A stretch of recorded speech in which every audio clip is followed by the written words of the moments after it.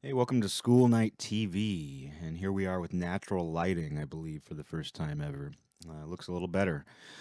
And the topic for today is going to be how our attitudes towards sports merchandise, has oddly sort of reflected our increasingly dogmatic political and social views. I don't necessarily think they're directly related, but I think sometimes you see similar attitudes shoot off into different directions that are seemingly unrelated, but they kind of reflect an overall attitude or theme or mood of the era. And I think everybody's virtually in agreement that we are in this very, very dogmatic era and this very finger pointing, accusatory, team choosing era. And not to say those things aren't going on all the time throughout history anyway, but it seems to be it seems to cut to things much more often now than it used to, at least in my lifetime. And with sports merchandise, it's sort of similar. And what got me thinking about this, I've kind of thought about it a little bit.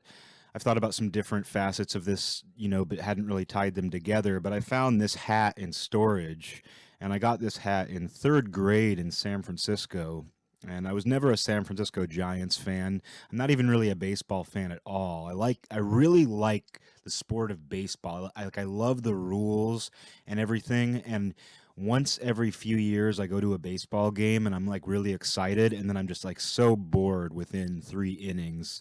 So it's like if baseball were like 3 innings long, I think it would be up there with football. I just love it, but it's so long I just can't get into it.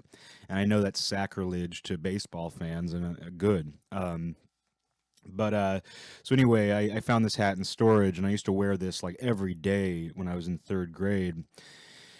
And I was like, I used to like this hat, and I put it on, and I was like, I still like this hat. And it got me thinking, though, how because I wear it now, someone's going to think I'm a San Francisco Giants fan, And there's a lot of small talk that goes along with that. Like cashiers will be like, "You a Giants fan?" Or like I wear my Raiders hat all the time, and it's like, "Are you a Raiders fan?" So what do you think about the Raiders this year? And it's a lot easier just to be like, yeah, hope Derek Carr doesn't get hurt again, or Amari Cooper. Hey, and I am a Raiders fan, just not a huge fan. But that's the whole thing. Is it's a lot easier just to be like, yep, I'm a big Raiders fan, than it is to say like, well, I'm a fan of the Raiders, but not a huge fan.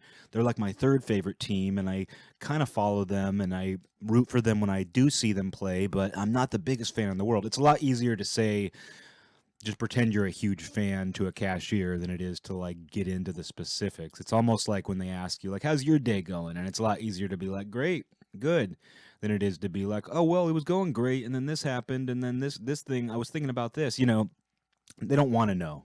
They don't want to know. And so there's that sort of casual thing where someone will just mention, sports merchandise you're wearing and just assume you're a fan, or like, are you from San Francisco? You from San Francisco? When they see you wearing like a certain sports team's merchandise, and that makes sense, and that's just casual making conversation. Um, but there's this other attitude that I've seen come up a lot in recent years that I don't remember from when I was younger, and that's like this attitude that you can't wear sports. I keep saying spurts. What does that tell you? No Freudian slips at all on this show. But there's this attitude that I've seen become more prevalent, say in the last decade, where it's like you can't like other teams except your home team, or if you have like a team that you've chosen that's your favorite team for whatever reason, you can't like other teams except for them, or you can't wear sports merchandise that doesn't. Now I'm kind of disappointed when I don't say spurts, but anyway, you're not allowed to wear sports merchandise of teams that aren't your favorite team or your home team. And it's an attitude I've seen a lot. And that kind of it's very similar to the way political attitudes and social attitudes have sort of shifted in the last decade as well, where it's like there's no room for you can't if you have to subscribe to the entire checklist of values that your political party or political group, because I mean we've divided so far into these subgroups. It's not even just saying Democrat or Republican or liberal or conservative or any of the other groups isn't enough. It's like really if you're part of like one of these subgroups and you don't subscribe to everything on the checklist, you become an enemy of that group in many ways. Where it's like it could be, you could be a liberal and it's like support gay marriage, this, that, support whatever. There, there's a laundry list of things, and then you get to like guns and say like, oh well, I'm kind of on the fence about gun ownership, and then it's like you're the fucking enemy. What the fuck are you doing calling yourself a liberal? And not everybody's like that, of course not. I'm making a generalization, but you do see it a lot, and it's sort of the same thing with sports teams where it's like you're not allowed to wear sports merchandise by teams that you don't explicitly support. And with this hat, it's like, not only am I not a Giants fan, I'm not even really a baseball fan. I think baseball should be 3 innings long. Uh, and here I am wearing a baseball hat. Um, but how that's changed is in the 90s in particular, growing up, that was the era of just like wear sports merchandise, any kind, it doesn't matter. Starter jacket, wear that Charlotte Hornets, turquoise starter jacket, and nobody's going to ask you if you're even a fan. Nobody's going to care. And starter jackets were sort of a status symbol. Jerseys were very much a status symbol. They were expensive, but people wore jerseys from any team under the sun. Uh, just if you wanted to wear a jersey of a good star player, if you wanted to wear, I had a Deion Sanders jersey at one point. He was never on the Seahawks. He was never on a. I guess he ended up being on the Cowboys, who I also liked because I like more than one team. Uh, but still, it's like if you could wear a jersey of a star player from another team and nobody was going to question it, because there was also this just appreciation of stars. It was like these players are fucking good, uh, and I appreciate that. It's like you saw a lot of Chicago Bulls merchandise. And that's a good example of how things have shifted. The Chicago Bulls were so good, and Michael Jordan was just so unbelievably good that nobody questioned somebody in Seattle wearing a Michael Jordan jersey. I remember thinking it was kind of like too easy, like kind of boring. And you saw so many Michael Jordan jerseys that it was incredibly boring. Uh, there was a kid in my elementary school who had a Clyde Drexler basketball jersey, and I remember just being fascinated by that because Clyde Drexler, I guess he was a good basketball player, but it just seemed like the last jersey a kid would want. And that guy's name is so good, Clyde Drexler. Uh, if I was a sports commentator, I'd give that name the real school night treatment, and I guess I kind of am right now anyway. But yeah, so Michael Jordan jerseys, Chicago Bulls merch, you'd see just tons of that. And what that was just like appreciation of like quality. That's just like saying these guys are really fucking good. And it's almost like buying the Luke Skywalker figure instead of something else. It's like I'm going to support the hero. And of course it's come out that Michael Jordan is a huge asshole and all this stuff that we somehow didn't know then, at least not publicly. It's since come out where it's like here's what a piece of shit Michael Jordan is. And I heard an interesting theory on that, which is that when you're that famous, you have so many people trying to glom onto you that you have to kind of put out some kind of repellent. Because you think about even just charismatic people who aren't celebrities and the way that people will kind of attach themselves to them socially and how taxing that must be for them. That, if you're Michael Jordan or you're like a god essentially, you must need to like spray. You must got to put on your like inner skunk and put out some kind of spray to keep people away. And there aren't many ways to do that except being a dick. But anyway, that's a tangent. People would wear this Chicago Bulls merchandise and nobody questioned it. It wasn't like, how dare you like the best team? How dare you like a really good team? And it was kind of the same way with the Dallas Cowboys. And of course, I think the Dallas Cowboys had a lot more people who hated them. There's just something that people hate about the Cowboys. But I mean, I was a little kid and my home team was the Seahawks and they were not good. My dad had tickets and I went to every Seahawk game. I supported them wholeheartedly. I knew the name of every player on the roster year in and year out. I was obsessed with the Seahawks and I supported them, but they were also terrible. And it reaches a point as a sports fan, especially when you're a little kid, where it's just not enjoyable. You don't understand the philosophical value of standing behind your team, like that Tammy Wynette song, Stand by Your Team. But you didn't understand like the value of that. You didn't understand like why Cleveland Browns fans have, you know, kind of the best character in the entire league, just because when you stand by your shitty team, I think it builds character in some way. Um, but as a kid, you want to feel good watching sports. So I became a huge Cowboys fan because for a few years there, they were basically the Chicago Bulls of football. So I became a Cowboys fan, and to be fair, I've stayed a fan of the Cowboys. Like I still support the Cowboys. So I might have supported them just because they were the best team when I was like in second grade. But I've also supported them when they were shitty, and I'm a Tony Romo fan. Rest in peace. Rest in retirement. Retirement in peace.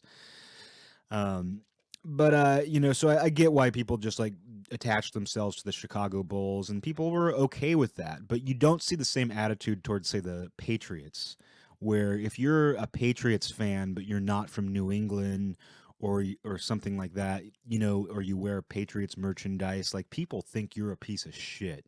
Like people do not like you. Uh, if you wear a Tom Brady jersey and you're not from New England, or even if you are from New England, other football fans will just fucking hate you. And I hated the Patriots for a long time, and they beat the Seahawks in the Super Bowl some years ago. And after that, though, I just kind of accepted. I was like, they're fucking good. Like, I just have to acknowledge that those guys are just so fucking good. And yeah, they lost the last Super Bowl they were in, whatever. But it's like, that's a good team. Tom Brady is a good fucking player. Like, what can you even say? I. It wasn't even admitting defeat. It was just like I don't care anymore. Like, they're fucking incredible. Uh, but still, people have this attitude where it's like you can't be a Patriots fan if you're from somewhere else or if you're a fan of another team. And in the '90s, you wouldn't have seen that. You didn't really see it as much. And people wore spurts. I keep doing it, spurts. That was not intentional. I swear to God, I'm not intentionally doing it. Uh, but I don't know what it says about me. But in the '90s too, it was just like you could wear a hat of any kind, you could wear a jersey of any kind, you could wear a starter jacket of any kind, and I feel like there was also this love of color. We were like these bees, just like flying over to like starter jackets growing out of the ground and being like, "I this color, this flower just draws me in. I'm gonna wear that big yellow jacket. I'm gonna wear that big red Kansas City Chiefs jacket." I'm gonna wear that Miami Dolphins hat with it because it was like a lot of clashing colors. It was like we were just like it was a very colorful time. You think about the early '90s, a lot of artwork, popular artwork of the era and stuff was very colorful, and you saw that in the '80s too. But there was something in particular about the early '90s, the first half of the '90s at least, where it was like we're just going to be bursting with color. We're just going to be buzzing bees of sports merchandise and team colors, and nobody's going to challenge anybody's fandom when it comes to those teams. And you think about that too, just literally the color aspect and how you don't see that anymore. Things have gotten a lot more drab, and I'm kind of the king of that. Looking in my closet, it's like black, gray, you know, brown, khaki, navy, and white. But white isn't colorful. White isn't like a fun color. It's a boring color. White, it's a great color, but still, and it is a color. Like that's a whole other thing. Is that black and white are colors as far as I'm concerned. They might be shades, but they're also colors. I'll save that for another video.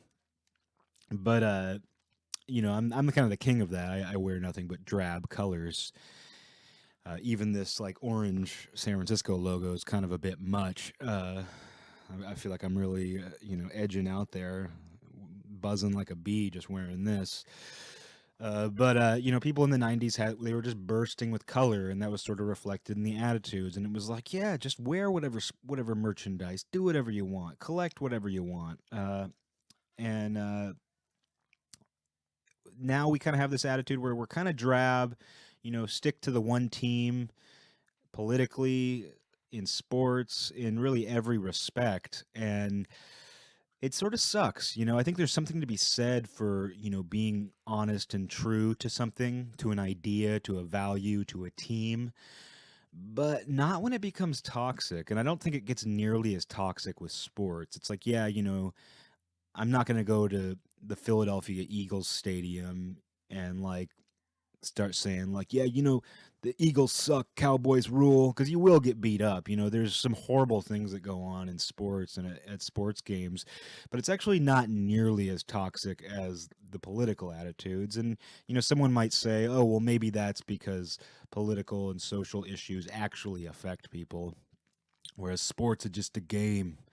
That would be a good argument, but not necessarily the best, because I think there are so many issues going on politically and socially that really don't affect people nearly to the level they do, but they've been kind of bundled with these other bigger issues. And you see that with the checklist, where it's like something that is seemingly minor will get added to the checklist, and it becomes just as important as these major platform issues.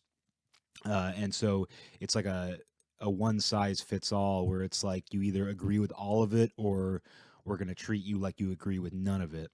You're either a fan or you're a hater, or whatever they think. You either agree with us, you're either with us or against us. But it's like, oh, well, I'm with you on 99% of everything. And I don't know what to do about that. We've reached this point where people are calling a lot of attention to it, and I'm not the only one who refers to politics as team sports. And Rosie's here, and I don't know how she sees it. She's literally black and white, and I should tell her. First of all, your fur is not a color. You just got two shades of fur, and why don't you pick a side? Why don't you be all black or all white? And I don't know. I think people are sort of nostalgic for that '90s period of wearing whatever you wanted and liking whatever teams you wanted, and this because it was also representative of the attitudes of the time. And I don't think people typically connect those sort of things, but everything that's going on in an era is sort of reflective of everything else. It's all connected, and I'm hoping that we do actually consciously gravitate back toward that, not in that like pseudo diverse kind of way where it's like we went through that period in the early '90s where everything was bursting with color, and it was like, and diversity was being promoted in this very superficial sort of way that didn't last. It was the era of I don't see color, I don't see color, and everybody's sort of challenged that since then. It's sort of funny how like actually that phrase in particular, that idea got kind of reversed, where uh, in the '90s, in the early '90s in particular, the "I don't see color" idea was kind of a liberal idea. You saw liberal people typically saying that, and then that kind of shifted in the last decade to where "I don't see color" became this weird kind of conservative line, like "I'm not racist, I don't see color," and the far left was kind of like dividing people up again. Um, and in both cases, I think it was kind of disingenuous. No matter who was saying it, it's a disingenuous thing to say. I don't see differences between people. I don't see, I mean, it's one thing to say, I don't give those differences any weight. I don't divide people based on those differences. But to say I don't see them is just genuinely dishonest, unless you're blind. And then if you're blind, you have that supernatural ability to pick up on just the tiniest differences in like sound and feel. So it's like you're experiencing all kinds of things beyond just sight. Uh, you're picking up on all kinds of nuances that you otherwise wouldn't. So who knows? But yeah, I don't know. I don't mean for this topic even to be like let's go back to the 90s or anything like that, because I don't feel that way at all. I feel like the past is the past and we go through these phases for a reason. There's an ebb and a flow to everything, and things swing one way and they swing the other way, and hopefully within that swing, even if we take a couple steps back, we ultimately are moving forward. And I don't necessarily mean socially. I definitely don't mean politically, because I have a hard time even defining what progress is in that context. Um, but, I hope that we kind of let go of the dogmatic, hardline reactions we have to virtually everything. Because if we're doing it with politics and social issues, that's one thing that has its own sort of toxicity, and the justification for that is always, well, this is the stuff that matters. But it spills out into sports, it spills out into everything, virtually everything. I mean, if you look at the internet, if you look at comment sections online, it's like people always say, that comments sections of websites are some of the most is one of the most toxic areas of the internet. And it's people commenting under their real names too. There used to be that whole like thing where it's like, oh, anybody can say whatever they want anonymously on the internet, and it came to be where people were being even worse under their real names, under their Facebook accounts and things like that. If you look at newspaper sites, local news sites, people comment with their real names, with their fucking picture there. It's almost like driving a car where they can see you, but you're still giving them the finger. They know exactly who you are. And one day you might give the middle finger to someone you know, and they can see you, but you're in the technology bubble, whether it's a car or a computer. But anyway, what was I saying? That we're all assholes to one another right now. Yeah, no, it's kind of along those lines. I feel like we're in this era where we have more information available, more options for just activities, things to be interested in, things to do, but yet we take this dogmatic approach to everything. And buy the turquoise starter jacket, buy the red hat that clashes with it, but makes you look like a dancing dandelion. Uh, do whatever you need to do, to pursue your interests and pursue your whims. And I'd say the same goes honestly for social and political beliefs. As long as you're not coming from a place of deep hatred or like willful ignorance, it's okay to explore different ideas or have kind of mixing and matching of value systems and ideas. And it goes for spiritual ideas above all else. It's okay to have kind of a syncretic. There's a big $1 million word for you.